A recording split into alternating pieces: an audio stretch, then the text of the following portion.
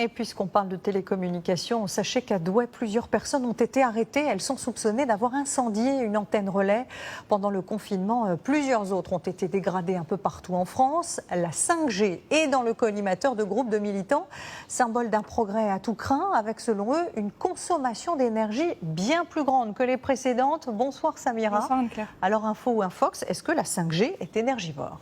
Tout part de cette phrase de Julien Bayou, le patron des Verts, qui défend l'idée d'un moratoire sur la 5G au prétexte qu'elle est extrêmement consommatrice d'énergie. Le PDG d'Orange, Stéphane Richard, a réagi dans la foulée. Il se dit totalement en désaccord avec cela. Selon lui, la 5G représente un gain d'efficacité. Pour vous donner une idée, Anne-Claire, un film qui met 17 minutes à télécharger en 4G mettra 3 minutes 20 en 5G.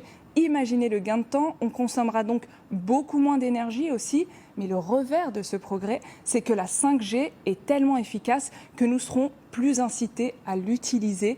On parle de réaliser de la chirurgie à distance, encore plus de jeux vidéo en direct. Internet pourra même conduire les voitures et c'est là que la consommation d'énergie risque d'exploser. En fait, ce n'est pas la 5G en elle-même qui consomme plus d'énergie, c'est tout ce que nous en ferons, toujours plus d'échanges, toujours plus de contenu. Déjà aujourd'hui, sans la 5G, notre utilisation d'Internet augmente de 57% par an. Cela représente une consommation de 3% de l'énergie mondiale. Alors Samira, est-ce qu'il y a des pistes pour maîtriser cette consommation d'énergie ? Oui, tout le monde y réfléchit. D'ailleurs, Anne-Claire, les parlementaires, les scientifiques, il y a même des travaux en cours, par exemple, pour rendre nos smartphones moins énergivores ou pour réduire les factures d'électricité des antennes relais.